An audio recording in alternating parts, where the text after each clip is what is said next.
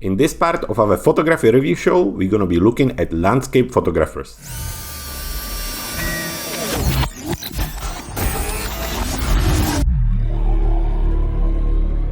Hello everyone, and welcome back to our yet another episode of our photography review show, where we're looking at your photos and sharing our feedback with you.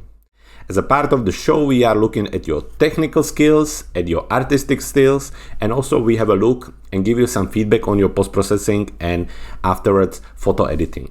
For those who don't know me, my name is Jacob Bors. I'm a landscape photographer based in the south of England. I'm a professional photographer. I've been photographing for over 15 years. And over the past few years, I've been also critiquing and reviewing photography and photos of my friends and colleagues. And so we decided here at Clever Photographer that we're going to do the same for you guys as a part of the work for our photography community. I'm super excited because this week we got some of the best photos I've seen yet. So we have lots to look at and lots to go through. So I'm really excited to see that. But before we start, two things coming our way. First of all, in a few weeks, we're going to be doing a little special of this show where we're going to be looking at pictures that were captured in portrait style or portrait crop, and we're going to be answering the question if your photos are good enough to be on a cover of an exclusive magazine, something like a National Geographic or Enquirer and so on. So that will be super cool, so make sure you keep an eye on that. And also in a few weeks we're going to be opening for the first time ever the door of our private landscape photography academy. We're going to be opening it to start it only for 10 students. And it's going to be super cool because every week you're going to be having one-on-one with me through a live chat. There's going to be special tasks you're going to be getting for the week.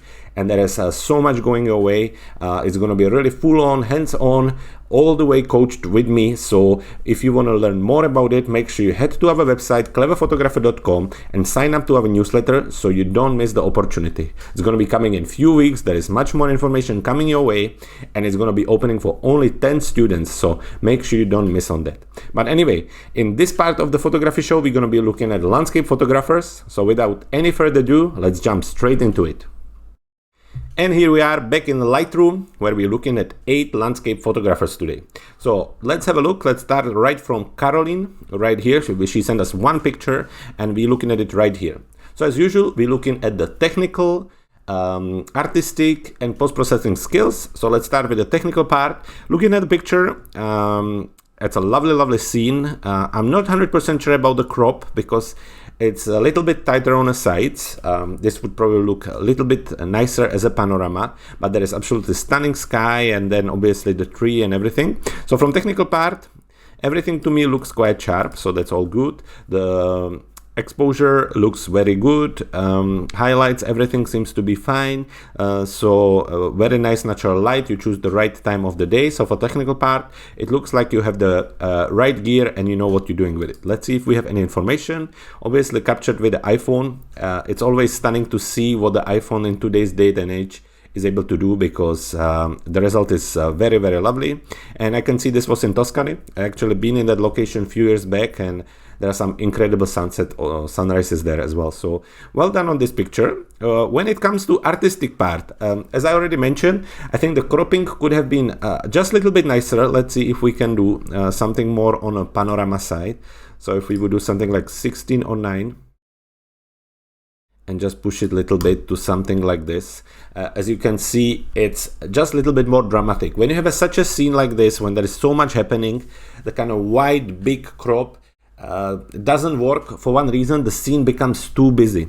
If I bring it back, let's see, you can see that there is a lots of space here where there is nothing really much happening, so it takes attention away. Then there is a space of the tree here, which as I mentioned many times before, I'm not a big fan of this kind of elements which shows up on the picture, but they don't really tell you why they're there, what it is. We assume this is a tree, but sometimes it's a tree, sometimes it's a fence, sometimes it's a piece of wood poking, and I prefer when they're not there. So ideally this wouldn't be there, but it's fine. I think the idea is very nice. You get some leading lines with the vineyard here, and then obviously with the trees.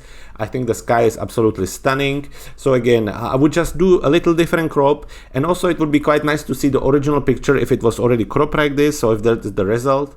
Either way, the idea is there. I think it's a lovely scene, it's a lovely time of the day, so artistically a little bit of cropping to remove the busyness of the photo and then try to avoid these elements like this and the tree here and these parts here. Sometimes it's just a question of walking maybe a few meters forward and a few meters back and see how you can get a little cleaner capture. But either way, it's a lovely photo and I like it a lot.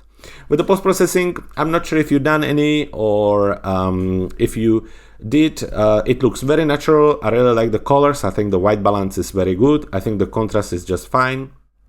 The saturation is very lovely. It's more on the kind of natural side. It has more green and blue than I would usually use. In my case, I would probably push a little bit of the tint to see if we can get just a little bit more of the drama to come out. But I think it works. What would also works very nicely to create a little bit of post-crop vignetting. Maybe something, let's see, like this here, just to close the picture and brings even more attention towards the sunset. But in overall, Caroline, well done. Love your capture and make sure you send us another one as soon as you can. Moving on to the next photographer, we have Ibrahim here with the capture of, I'm assuming, Provence. Either way, it's lavender field. It's absolutely stunning scene. Lavender is in the south of France at that time of the year is definitely on my to-do list, and I'm hoping that once the COVID settles and everything that I can head there because this is a capture I would absolutely love to have, and it's stunning. So starting from the technical part, obviously these all parts are nicely sharp, so that's all good. Let's see if we have any information. Unfortunately we don't, that's a shame, but let's have a look. If we bring up the whites, let's see, you can see that the sun is losing a little bit of a detail. It's a little bit burnt but not too much. Also what you're getting is quite strong blur here, not blur, lens kind of artifacts with a kind of different leak and so on.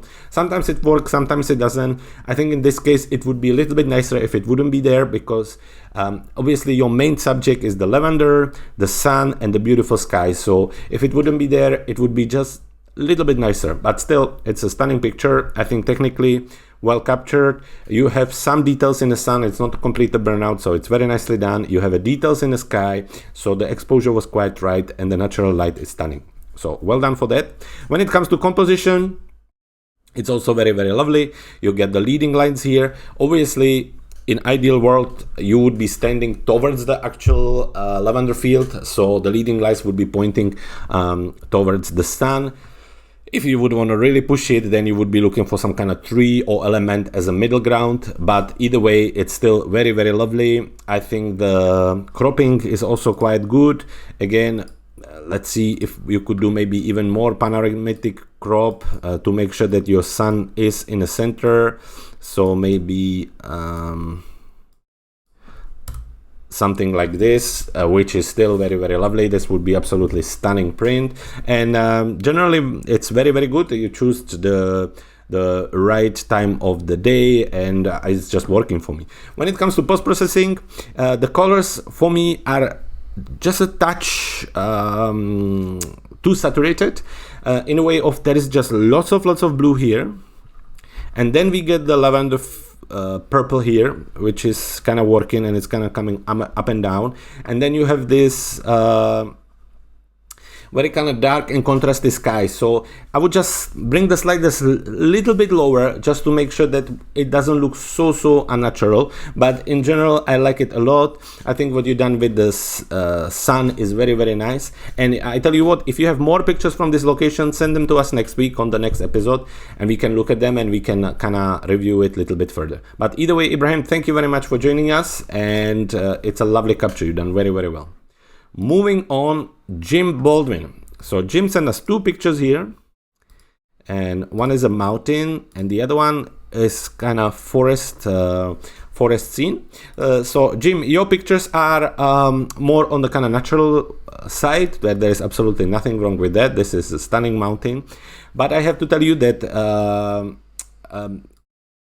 this one, I'm not 100% sure what the idea is. And anytime you're talking to a professional photographer or somebody who makes money with landscape photography and photography in general, if you have to explain what's on the picture, in overall the picture doesn't really work. So I think for this is the case, because I'm sure there is something on it which kind of attract your attention and which made you to send it over to us, but I don't see it. It's a kind of dead part of the tree.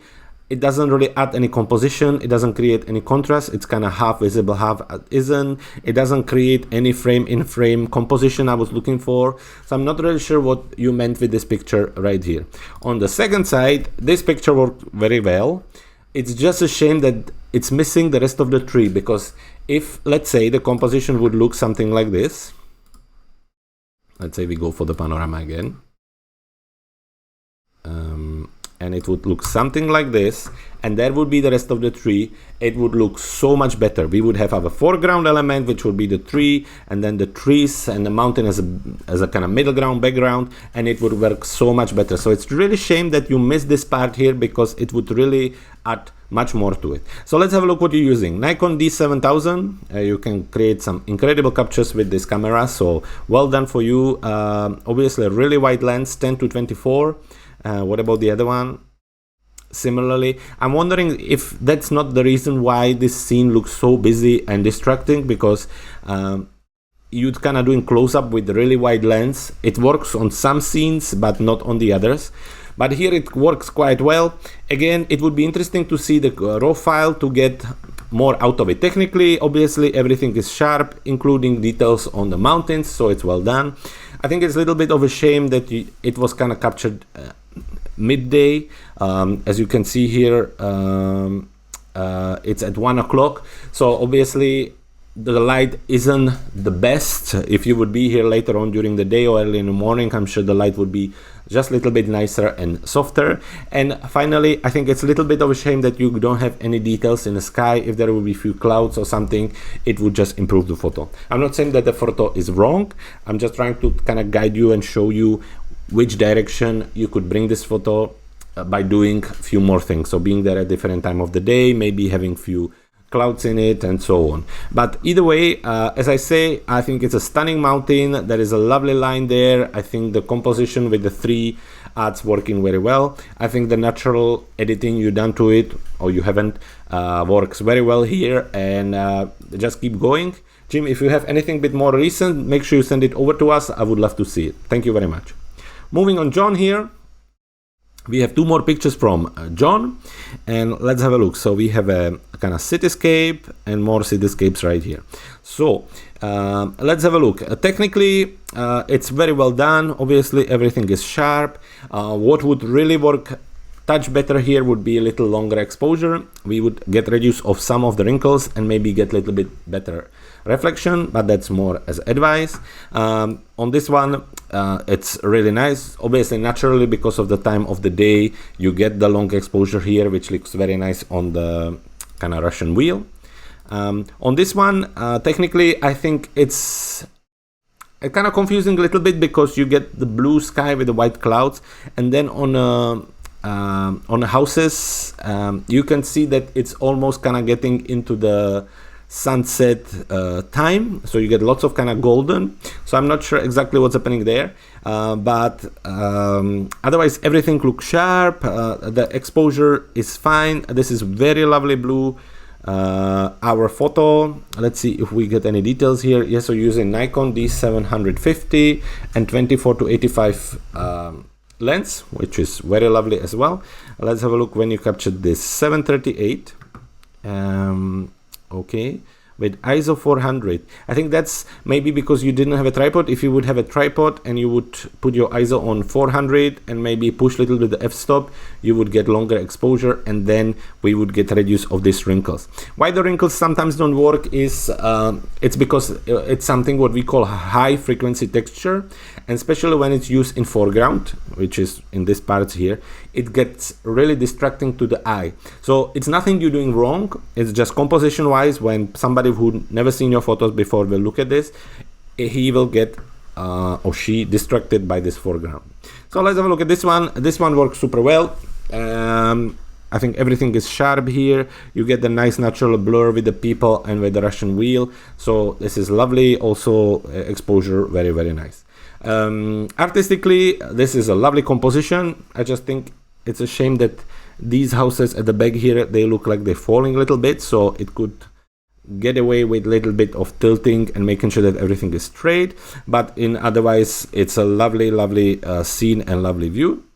And here, I love the bridge as it creates really nice leading line. The lights work. There is a nice star effect coming from the light here, although you just use F8. Your f-stop was 8. If you would have used higher, you would get the star effects on all the lamps, so that would be even nicer. But it's very lovely. I think the composition is great. The cropping wise as well, there is a lovely sky and it's all golden and it's looking great. So out of the two, I prefer this one, but both of them are generally very good. When it comes to post-processing, I was talking about this one already. You could obviously just double check your geometry and see what the Lightroom would do if it would help us a little bit. It would, obviously, you use some of the crop here, but then there is always kind of ways to look at it, if it needs to be there, doesn't need to be there, and so on. But it's just an idea, nothing too crazy. You could also go into the Photoshop and edit it there, and you would get a little bit more there. I think the composition and the cropping looks and works quite well here, so well done on this one. And this one here is brilliant. I really love the natural color, the golden glow, the contrast between the sky and the lights. I think this is a lovely picture, John, and thank you very much for sending it over to us. Moving on, Kevin. So Kevin has sent us 2 photos. One absolutely stunning long exposure here, and then this looks almost like Iceland, but maybe I'm wrong, but it's also beautiful. So Kevin, looking at both of them from technical point of view, obviously starting with this one, everything is nice and sharp. It's a great time of the day to shoot this scene. The highlights, everything looks good. The exposure looks good. Well done on this one. Technically, for this one, I'm really impressed. This is probably one of my favorite picture. Personally, I am a huge fan on long exposure when it's done right, and this just works. So obviously all these elements super sharp, and then you have this lovely smooth waterfall with the river. So it really works well. Well done on that one. Artistically, this is very lovely. Beautiful sky, beautiful details in sky, and then the grass on the kind of black sand works very well. I'm super impressed by this photo. I think the composition works very well. I wonder what would do if we would do maybe a little bit more of a panorama, just to kind of cut it and get the most out of the grass. Something like this. It's just a personal choice, but it would work very well too. So then you would kind of use the rule of the third also for the kind of, you have your ground, which is the 2/3, and then your final third is the sky. Sometimes you do it the other way around. Sometimes you push it up to something like this, and it works well as well. But I think for your picture, it's more the opposite, but it's stunning photo. Moving on, this one, absolutely beautiful. The composition is awesome. You have the waterfall in this upper third of the picture, and then you have this tree, which is absolutely beautiful leading line. You have beautiful details in the waterfall as well as in the river, so it really works well. And I again really like the fact that you have your stones all sharp and just the water is kind of nice and smooth. So artistically, this one is super. Post-processing, I think again nothing really to add here. I think it works. There is a kind of lovely natural feel to it. You get the golden color with the kind of blue and dark.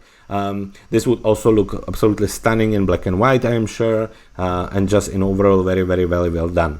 The contrast is created naturally here, so nothing much you need to add to it, and it's beautiful. Here, same thing, your white balance really work for this. You get the lovely green with just the natural colors into it, so beautiful there. I think the cropping is great. I think the details and everything works, so well done on this.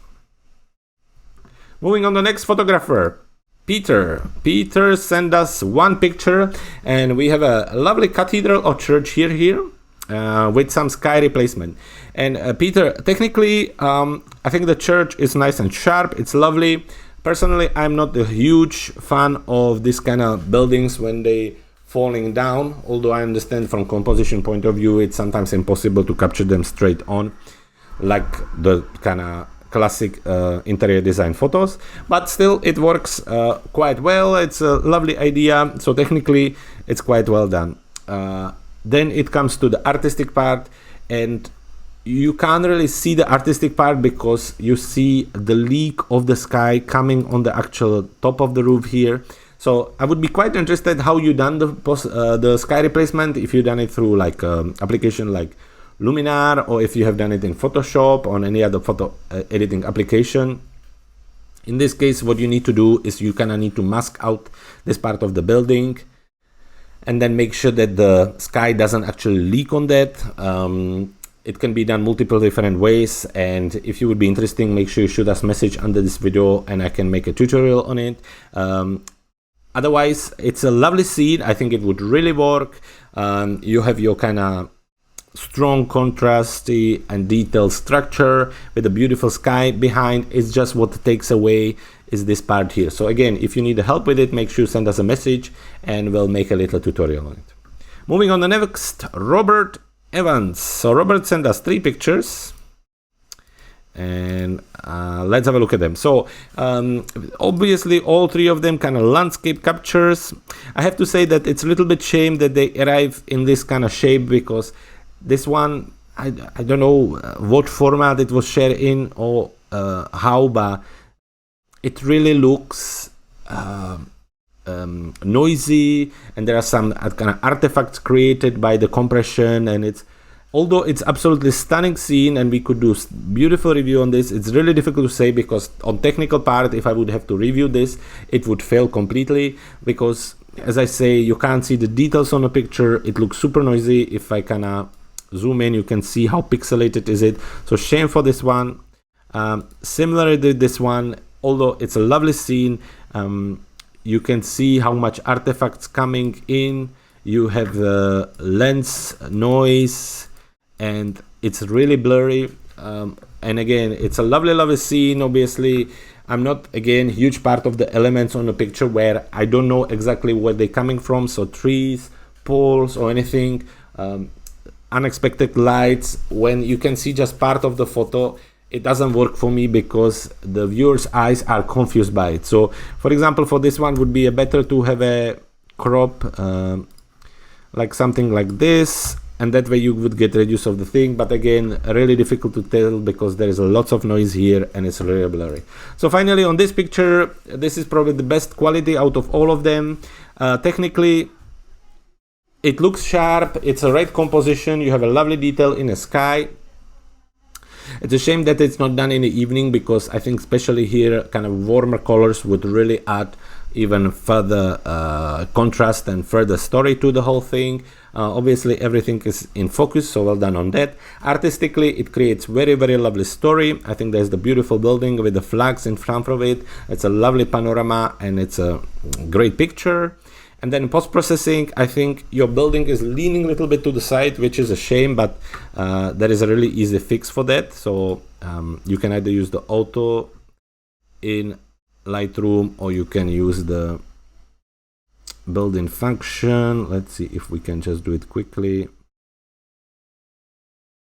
And that would help us, to do something like this. Maybe a little bit, of course, post-crop vignetting just to kind of bring attention towards the flags.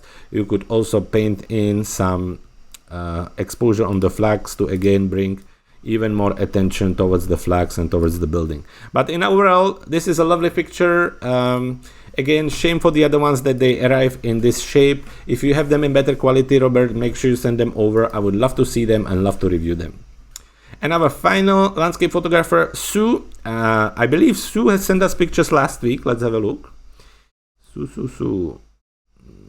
Yes, you did. And we were looking at the reflection of the town. I remember that. And then we were looking at this picture and saying that it maybe doesn't exactly work.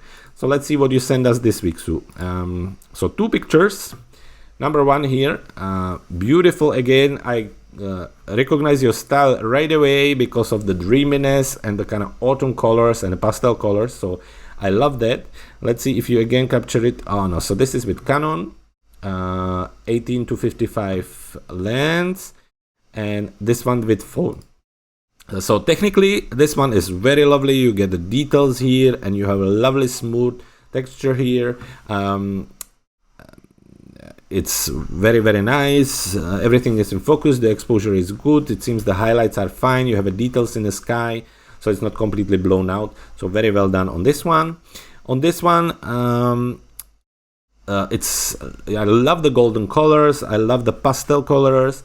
It's a little bit of a shame that there couldn't be little longer exposure or less wrinkles on the river, because again, as I mentioned earlier, these wrinkles and kind of sometimes grass and a field create something which is called high frequency texture, and especially when it's used in the foreground elements, it is really kind of disturbing to human eyes. So it's just a little bit of a shame, but otherwise it's lovely. So artistically, this is really kind of representing your style. I really like that. So well done on this one. I also love how the kind of boats coming in and creating the leading line, opening the scene. So I think this is super lovely. I think it's a shame that there are these people here because they are a little bit distracting. I think they wouldn't have to be there. I wonder if we would just crop it kind of without them, but then you lose the river. But maybe at least something like this, just to kind of get them away, and then maybe in Photoshop you could remove these people, because I think these two are more than enough. The runners don't really tell any story. I wonder if I could just remove them here. No, you would have to use Photoshop, I'm afraid. But anyway, I would remove them, and otherwise it's lovely story. Because of your style, I recognize the fact that you use this kind of lower clarity, so the dreaminess is really coming through, and it just looks good. On this one, I think the editing is really nice. What I'm not a huge fan of is the white vignette. I think it's really old style. It doesn't really work that much anymore, and it's been used long time ago, and I think it just takes away a little bit from the photo. I think if you would have used a darker vignette and create contrast with that, it would work a little bit nicer. But so I think it's a really definitely step up. I love the colors. Try to see if you could maybe do a little bit of add more contrast by doing like a dodge and burn with your brush. See if you could kind of paint in some more glow and so on. But in general, great work. Thank you very much, and make sure you join us in a future episode, because I would love to see more pictures from you.